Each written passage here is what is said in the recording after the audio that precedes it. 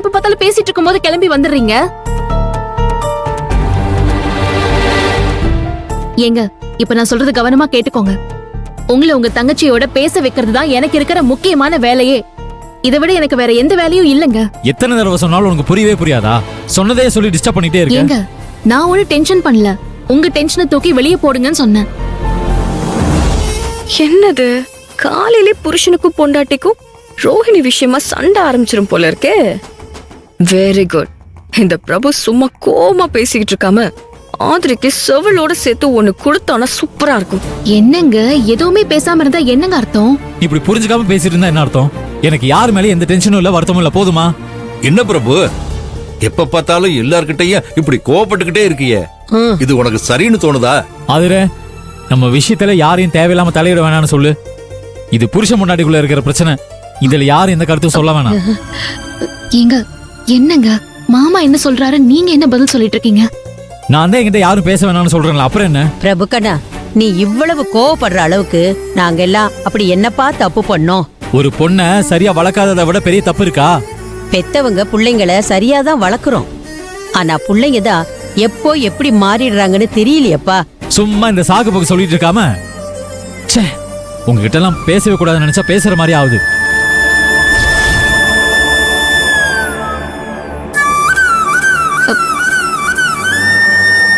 பாட்டி, உங்க பேரன் பேசுறதெல்லாம் நீங்க பெருசா எடுத்துக்க வேணாம்.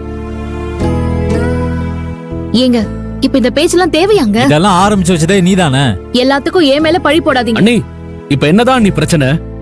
ஒண்ணும் இல்ல கார்த்தி, ரோஹிணிக்கு போன் போட்டு தரேன், அவகிட்ட பேசுங்கன்னு சொல்லி ரோஹிணிக்கு கால் பண்ணி கொடுத்த, அவ போன் எடுக்கல. அதுக்கு போய் என்ன ஏன் இப்படி அவமானப்படுத்துற?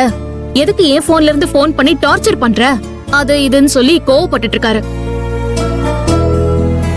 அண்ணே, நான் இப்படி சொல்றேனேன்னு என்ன தப்பா எடுத்துக்கிட்டாலும் பரவாயில்லண்ணே.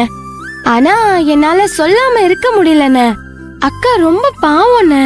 நீ பேசலன்னா அவ ரொம்ப கஷ்டப்படுவான்னு எங்களை விட உனக்கு நல்லாவே தெரியும்ல.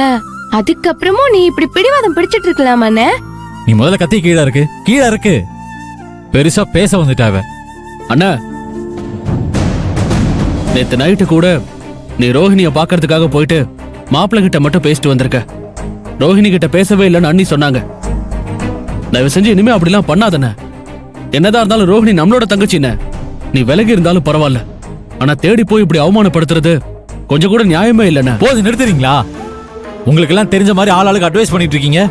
நான் யாருகிட்ட எப்ப பேசணும், எப்படி பேசணும், என்ன பேசணும்னு எனக்கு ரொம்ப நல்லாவே தெரியும். இந்த விஷயத்துல யாரும் என்ன கட்டாயப்படுத்தவும் முடியாது, வற்புறுத்தவும் முடியாது. என் மனசு என்ன சொல்லுதோ அதுதான் நான் செய்வேன், அவ்வளவுதான். அண்ணா, அண்ணே, அண்ணா,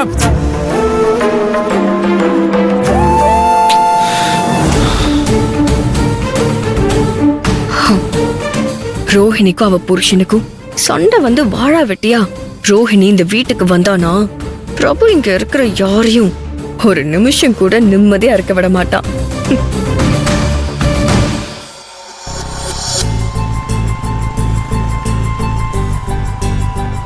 என்னங்க, என் அண்ணன் எனக்கு போன் பண்ணணும்னு நான் கொஞ்சம் கூட எதிர்பார்க்கலங்க.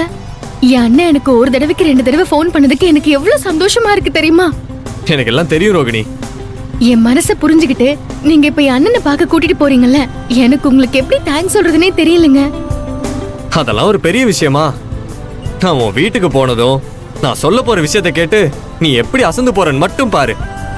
சத்தியமா சொல்றேங்க, ம்? நீங்க என் மேல இவ்வளவு அன்பும் அக்கறையும் காட்டுவீங்கன்னு நான் கொஞ்சம் கூட எதிர்பார்க்கல. நானும் நீயும் இந்த அளவுக்கு அன்பும் அக்கறையும் காட்டுவேன்னு கொஞ்சம் கூட நினைச்சு பார்க்கவே இல்ல.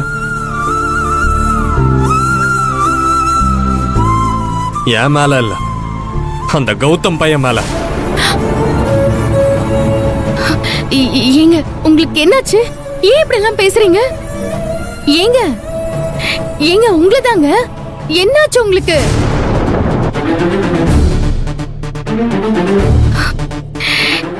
ஏங்க வண்டியை நிறுத்திட்டீங்க? இதோட எல்லாத்தையும் நிறுத்திடலாம் தான் இருக்கேன். இறங்கு. என்னங்க, நீங்க என்ன நம்பவே மாட்டீங்களா? அடிக்கடி இப்படி வேதாளம் மாதிரி முருங்கை மரத்துல ஏறிக்கிட்டே தான் இருப்பீங்களா? உன்னை முதல்ல வண்டியில இருந்து இறங்குன்னு சொன்ன. இறங்குடி.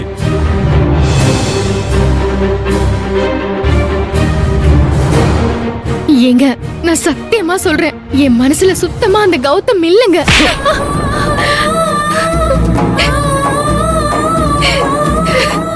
உன் மனசுல இல்லாதவன் நேத்து நைட்டு நம்ம பெட்ரூம்ல எப்படி இருந்தா? என்ன அதிர்ச்சியா இருக்கா? உன் காதல நம்ம ரூம்குள்ள இருக்கிறது எனக்கு எப்படி தெரிஞ்சதுன்னு உனக்கு குழப்பமா இருக்கா? ஏய், உனக்கு என்ன பார்த்தா எப்படி தெரியுது? மூளை இல்லாத முட்டாள் மாதிரி தெரியுதா? இல்லங்க, நான் சொல்றத கொஞ்சம் தயவு செஞ்சு கோவப்படாம பொறுமையா கேளுங்க. என்னடி கேட்கணும்? என்ன கேட்கணும்? உனக்கு எவ்வளவு தைரியம் இருந்தா நான் கடைக்கு டிஃபன் வாங்க போன நேரத்துல அந்த கௌதம வீட்டுக்கு வர வச்சு என் ரூம்குள்ளேயே உட்காந்து கும்மால அடிச்சிருப்பீங்க. நான் வந்ததுக்கு அப்புறம் கூட கொஞ்சம் கூட பயமே இல்லாம அவனை ரூம்குள்ள இருக்க வச்சு எனக்கே தெரியாம அவன் கூட ஜாலி பண்ணிருப்ப. இதெல்லாம் தெரியாத நான் ஒரு முட்டா. உனக்கு என் கையால சப்பாத்தி எல்லாம் ஊட்டி விட்டு ச்சே, நினைச்சு பார்த்தாலே அசிங்கமா இருக்கு. எனக்கு என்னையே செருப்பால் அடிச்சுக்கலாம் போல இருக்கு.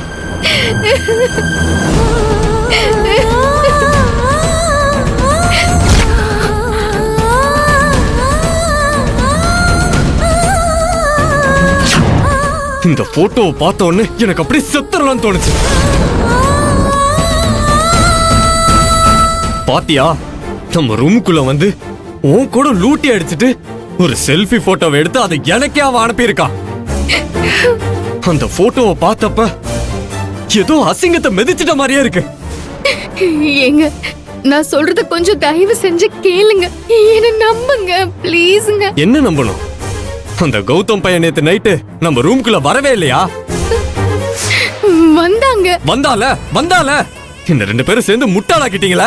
எனக்கே நீ நம்பிக்கை துரோகம் பண்ணிட்டல. உன்ன ஏங்க ஏங்க, நீங்க நினைக்கிற மாதிரி எல்லாம் எதுவுமே இல்லங்க. நான் எந்த தப்பும் பண்ணல. போதும், நிறுத்து. உன்னை நம்பலல, என் புத்திய நான் செருப்பால அடிச்சுக்கணும். ஐயோ, ஏங்க ஏங்க, வேண்டாங்க, அடிச்சுக்காதீங்க. ஏங்க, என் கைய வேண்டாங்க, விடுங்க. என்ன தொடாத, போயிரு. ஏங்க, அந்த அயோக்கிய பாவி நம்ம வாழ்க்கை கெடுக்கிறதுக்காக இந்த மாதிரி எல்லாம் பண்றாங்க. நீங்க இல்லாத நேரமா பார்த்து ரூமுக்குள்ள வந்து என்ன டார்ச்சர் பண்ணாங்க. போதும், நிறுத்திடி. நம்ம வாழ்க்கையை கெடுக்கிறது அவ இல்லடி, நீதான். நான் உனக்கு என்னடி கெடுதல் பண்ண? நீ அவன் கூட நடத்தின காதல் கன்றாவியெல்லாம் நான் தான் உன்னை மன்னிச்சு மறந்து ஏத்துக்கிட்டல. அதுக்கப்புறம் எனக்கு எதுக்கடி இப்படி ஒரு துரோகத்தை பண்ண? என்னங்க, நான் எதுவுமே பண்ணலங்க. அவன் தாங்க ரூமுக்குள்ள வந்து. டேய், அவன் நம்ம ரூமுக்குள்ள வந்தா நீ என்ன பண்ணிருக்கணும்? நீ என்னடி பண்ணிருக்கணும்? அடுத்த நிமிஷம் எனக்கு போன் பண்ணி சொல்லிருக்கணும்ல. இல்ல நான் வந்ததுக்கு அப்புறமாச்சும் அவனை நீ என்கிட்ட காட்டி கொடுத்திருக்கணும்ல. செஞ்சியா? நீ உண்மையானவளா இல்ல நேர்மையானவளா இருந்திருந்தா என்கிட்ட நீ உண்மையா சொல்லிருப்பல, என்கிட்ட நேர்மையா நடந்திருப்பல. ஆனா நீ, நான் உன் கழுத்துல கட்டின தாலியை சுமந்துக்கிட்டு உன் மனசுல அவனை சுமந்துக்கிட்டு இருக்க. இல்லங்க, அப்படியெல்லாம் இல்லங்க, ப்ளீஸ். இல்லதா, இனிமே நீயும் நானும் சேர்ந்து வாழ்றதுல எந்த அர்த்தமும் இல்லதா.